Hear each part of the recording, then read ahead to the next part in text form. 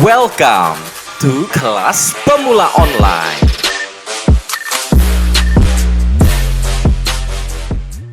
Bertemu lagi dengan saya Hadian di Kelas Pemula Online. Di video kali ini saya akan bikin tutorial bagaimana cara saya riset supplier di Tokopedia.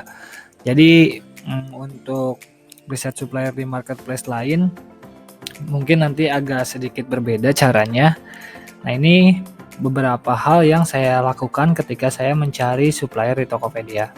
Oke ya, kita langsung masuk ke Tokopedia-nya aja ya. Nah, seperti yang kemarin kita bahas ketika kita riset produk.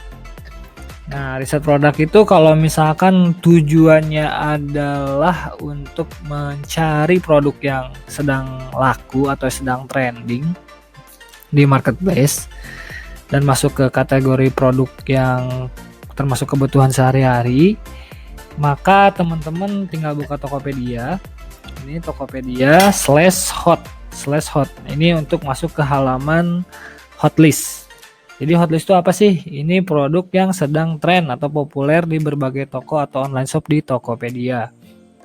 Nah, ini banyak banget nih. Ini rekomendasi dari Tokopedia-nya tersendiri ya. Misalkan contoh ini jaket gunung, tas kosmetik, sarung Wadimor, lip tint nih buat kalau misalkan mau fokusnya di kosmetik. Bisa nih lip tint, tas kosmetik kayak gitu. Ini kalau makanan misalkan tadi ini ada bakso, ada segala macam lah ya. Ini kalau mau peralatan-peralatan rumah tangga, misalkan ada lemari pakaian, rak sepatu susun, kayak gitu ya. Nah, kita cari ya, contoh apa ya kita cari. Nih, contoh misalkan kemeja kerja wanita. Karena fashion termasuk salah satu produk yang termasuk produk kebutuhan lah ibaratnya kayak gitu ya. Nah, jadi kalau saya pribadi selalu ngambil barang dari supplier yang berada di Jabodetabek. Jadi nanti kedepannya, nih kita klik Jabodetabek, karena Jabodetabek itu, saya nggak bisa diklik apa? Oh udah masuk semua. Jadi kalau Jabodetabek itu ongkirnya sama ya, misalkan dari Bogor dikirimnya mau ke Bandung, sama ongkos dari Jakarta ke Bandung itu sama ongkirnya. Jadi nanti kita bisa pura-pura mungkin misalkan teman-teman ada yang rumahnya di Tasik misalkan mau jualan, jadi bisa bilang aja kita orang Tasik gitu ya, tapi gudang kita ada di Jakarta misalkan, atau gudang kita ada di Bogor, atau gudang kita ada di pokoknya Jabodetabek aja. Jadi nanti pengiriman itu dari Jabodetabek, jadi nanti ngecek ongkirnya tuh dari situ kayak gitu kurang lebih. Oke ya, jadi yang filter pertama yang biasa saya pakai itu tadi lokasinya Jabodetabek. Ini kalau balik lagi ke DKI Jakarta nggak apa-apa, ini atasnya udah ke checklist semua kok, Bekasi, Bogor, Depok ya.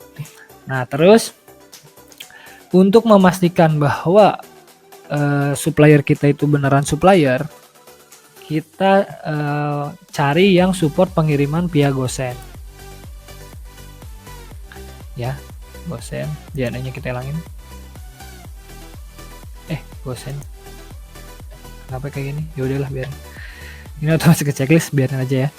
Jadi kenapa via GoSend? Karena kalau dia berani kirim pakai GoSend, tandanya barangnya ada di dia, jadi tandanya dia itu supplier beneran, jadi punya barang lah ibaratnya. Kalau misalkan dia dropshipper, dia biasanya nggak nerima GoSend kayak gitu, tapi nggak semua juga supplier terima GoSend ya. Ada juga yang memang beneran supplier tapi nggak ada menu GoSend-nya lah ibaratnya kayak gitu. Oke, ini satu ya kayak gini. Jadi tadi bentar ya. Ini real supplier. Pastikan support GoSend. Terus yang kedua adalah kalau dia udah support GoSend, pastikan lagi produk aktifnya tidak sampai ribuan.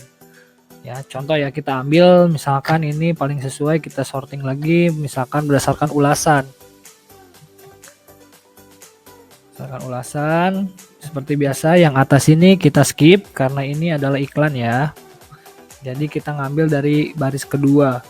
Nah, kita pilih aja kira-kira barang mana nih yang cocok untuk kita jual. Oh, ini nih misalkan kemeja H&M basic shirt.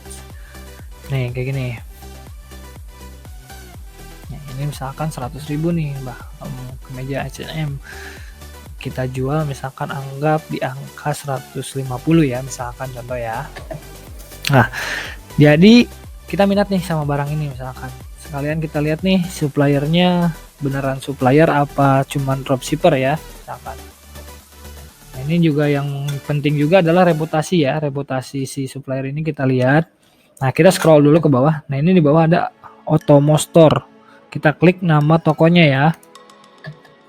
Kita klik nama tokonya. Nah, di sini kita bisa lihat ini beneran supplier atau cuman dropshipper ya. Dari yang pertama kita lihat dulu reputasinya ya. Ini nih, kita reputasi atau rating ya. Rating ini yang pertama harus dicek, reputasi minimal emas. Nah, ini kan ada gambar diamondnya ya. Nah, jadi ketika kita mulai berjualan di Tokopedia itu awalnya kita nggak ada nih, terus naik ke bronze, baru ke silver, baru ke gold. Nah, minimal kita cari yang gold. Jadi di atas gold nggak apa-apa nih, diamond berarti udah di atas gold. Kayak gitu. Terus kita scroll ke bawah. Bentar. Nih kita lihat nih statistik toko 4,8 ya, cari yang minimalnya 4,6 kalau bisa. Ini 4,8 udah bagus berarti. Coba kita lihat lagi info toko.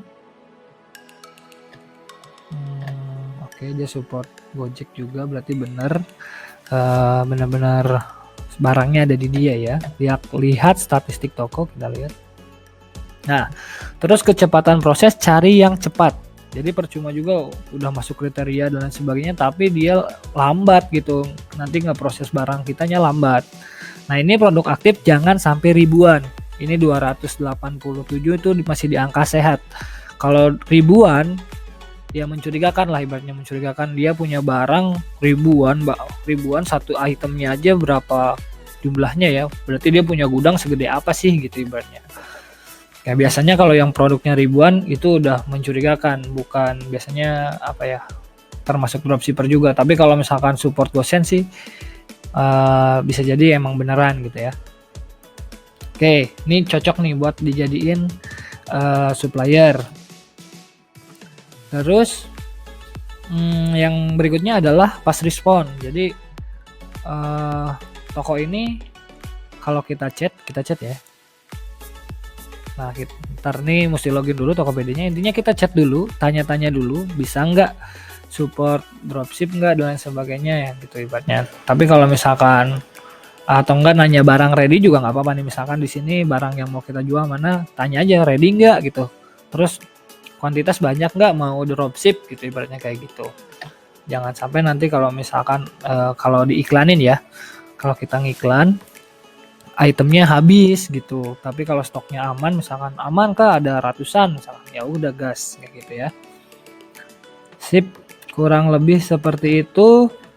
Nah, terus yang yang terakhir itu selalu pastikan kita punya lebih dari satu supplier. Jadi kalau misalkan kita jualan item ini, misalkan jaket H&M ini, tapi ternyata yang jual cuma dia doang ya, jadi nanti kalau misalkan barangnya habis, kalau barangnya rebutan sama orang, kita ada penjualan ya, kita bisa jadi refund gitu karena nggak ada cadangan.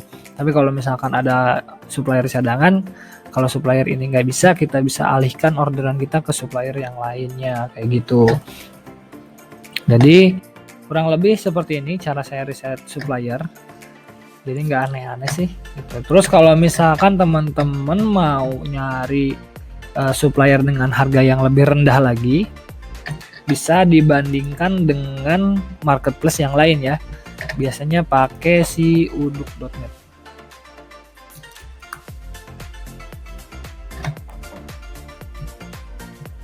Nah, sambil nunggu kita nyari dulu produknya ya. Kemeja H&M. Aduh, ini susah nih, bentar. Coba ya, kemeja H&M basic. Ada apa sih namanya? Kemeja H&M basic shirt white. Shirt white shirt white original.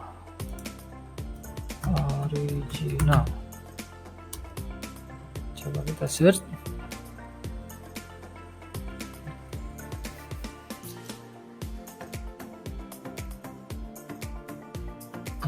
Tunggu agak lama nih loadingnya. Nanti si uduk.net ini akan mencarikan barang yang kita cari ini di berbagai macam marketplace. Nih kayak gini. Dia akan membagikan dengan kayak gini. Jadi yang barangnya sama, misalkan ini 99.000, 100.000, cuma 11.000. Nih ada orang yang jual 135. Suppliernya ini berarti emang si Otomo ini 100.000 atau ini nih si Martin Moto ini 99.000. Ini imbalan 150.000 ya, store key. Kita lihat ya, dia jual 150.000, laku berapa? Belum nih, baru listing kayaknya. Belum ada ini, dia 150. Si supply-nya jual 100 tadi. Jadi kurang lebih seperti itu. Jadi ini kalau di markup 50.000 juga masih mau ya tadi, karena mungkin di H&M-nya sendiri harganya lebih dari itu. Saya nggak tahu nih harga aslinya berapa nih kalau di H&M. Kurang lebih seperti itu. Mudah-mudahan bermanfaat buat teman-teman. Jangan lupa share ya, sama subscribe YouTube-nya Kelas Pemula. Nanti kalau misalkan ada pertanyaan silahkan langsung tinggalkan di komentar, biar nanti kita bahas di channel kita di Telegram ya. Udah gitu aja. Assalamualaikum warahmatullahi wabarakatuh.